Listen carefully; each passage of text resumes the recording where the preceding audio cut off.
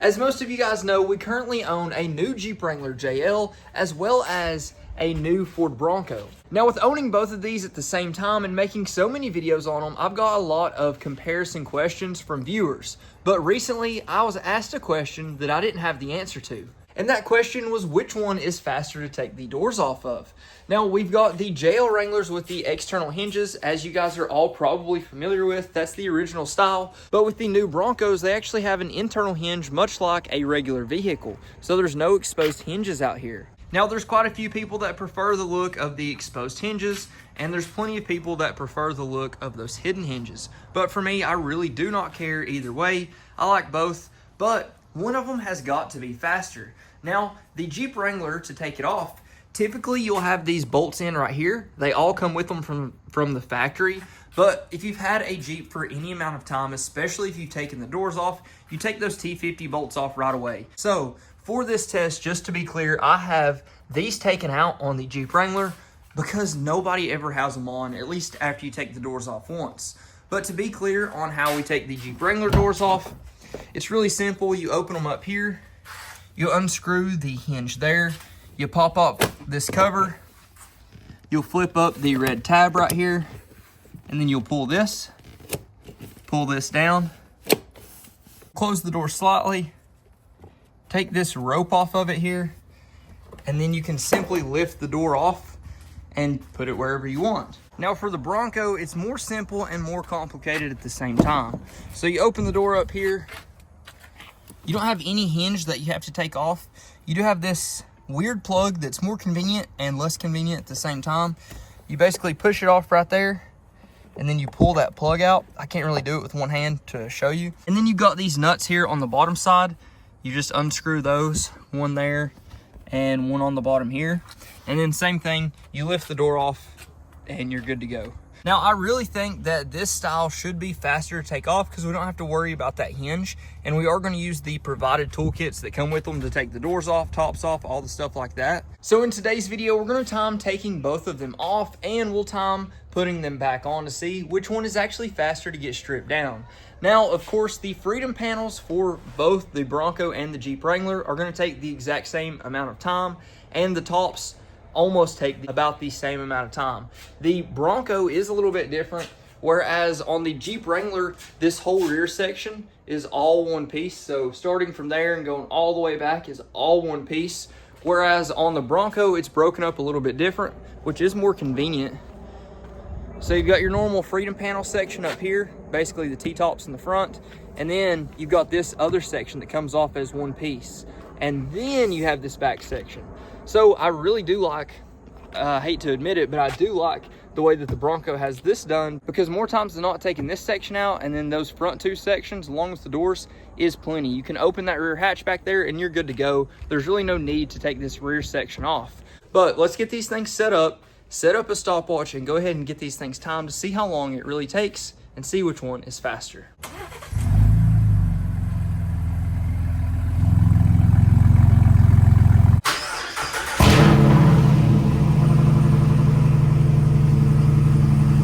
Now the first step for both of them is obviously to roll the windows down. If you don't know, roll your windows down before you do this. It gives you way more to grab onto and less of a chance of something to go wrong.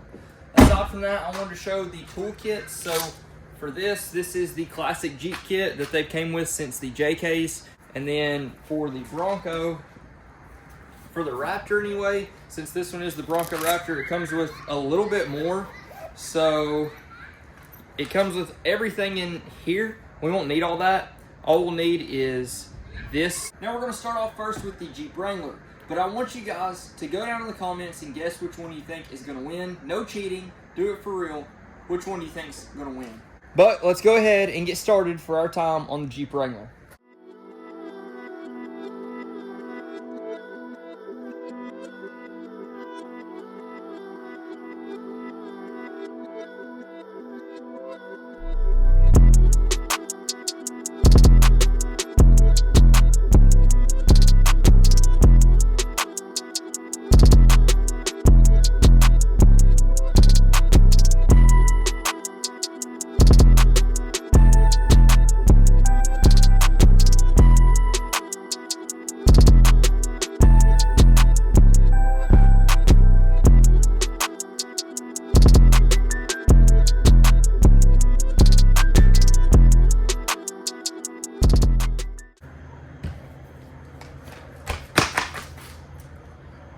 1 minute, 35 seconds for 2 doors.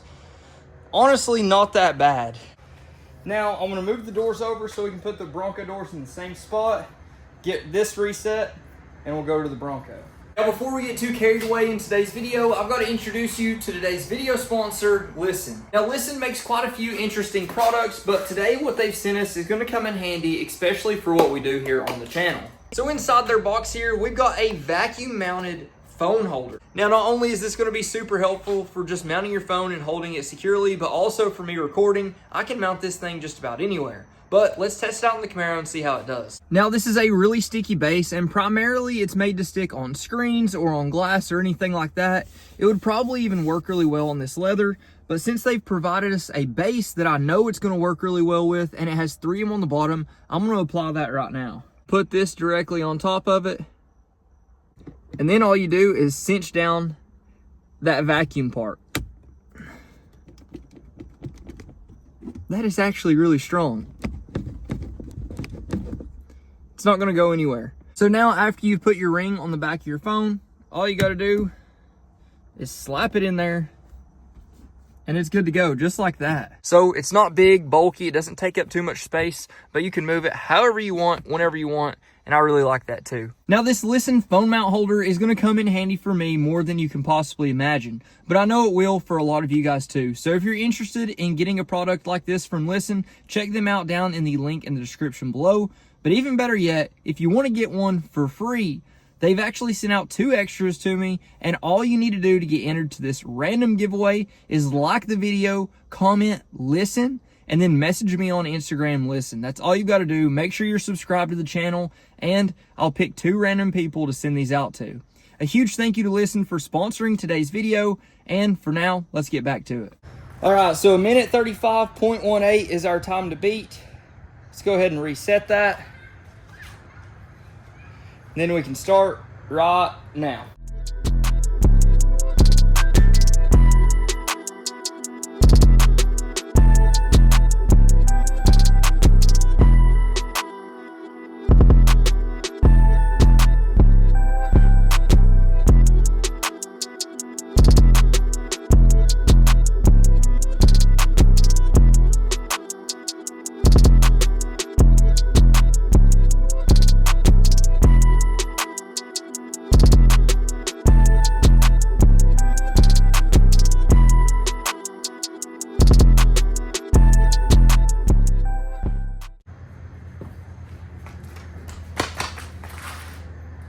$122.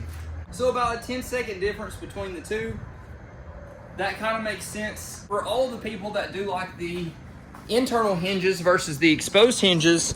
This is what you sacrifice for that. So we're all pretty familiar with what the Jeep Wrangler hinges are going to look like whenever they're off.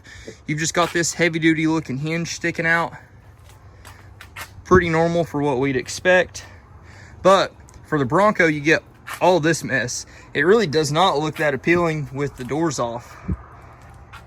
It really looks weird. It looks like a normal vehicle because that's kind of how the hinges are set up on most vehicles. But the only difference is you've got that adapter, so you just plug and play. But it doesn't really look that good. Even back here, it just doesn't look as clean as the Jeep Wranglers do.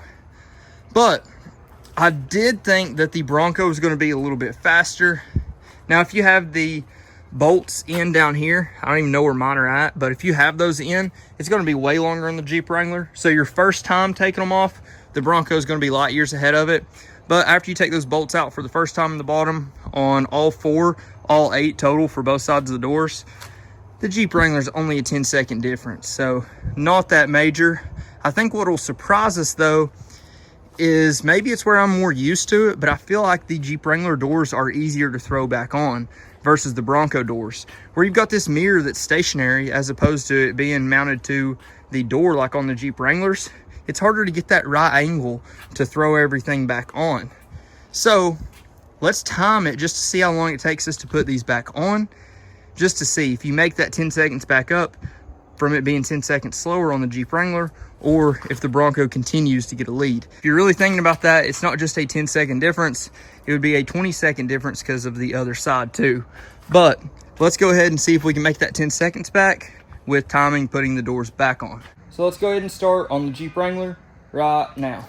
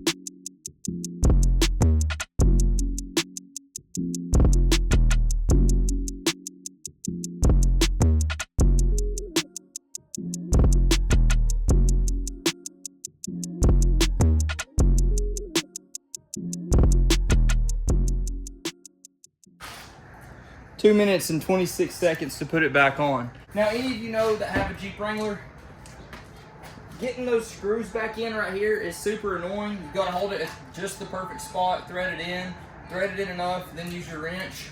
But something that a lot of people don't think about is you have to put that screw in first. If not, if you get that hinge thrown inside the door, you basically have to attach a ratchet strap to it and just pull it out. It's super annoying and difficult. A lot of people have done it.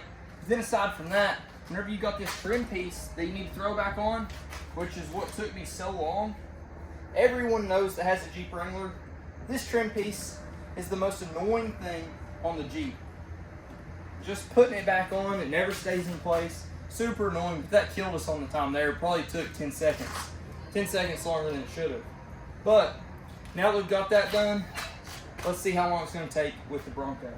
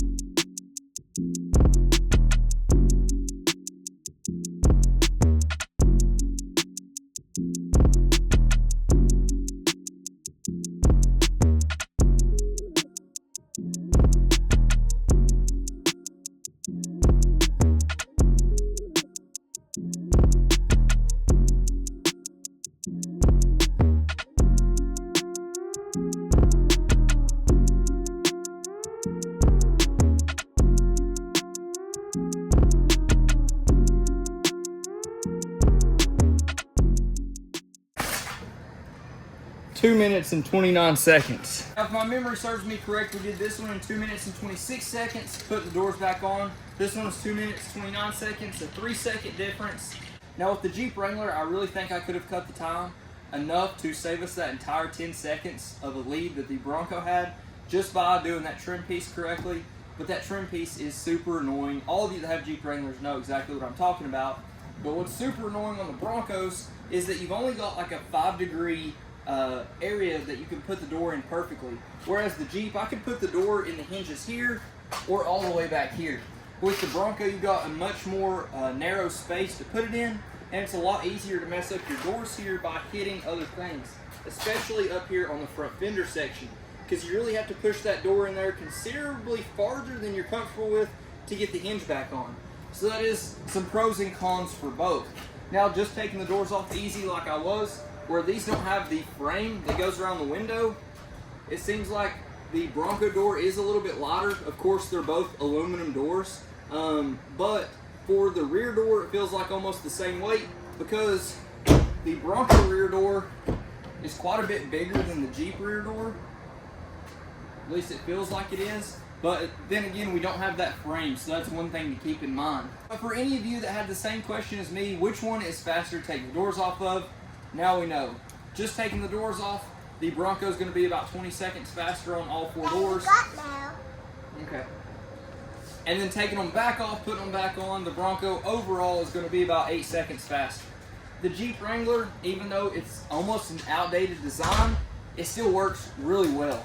And I almost prefer the look of the external hinges because it looks rough and rugged, and then whenever you have the doors off, it doesn't look dumb like the Bronco does. If you haven't already, please like, comment, subscribe. Let me know what you think. Let me know what you want to see next. But until then, Godspeed.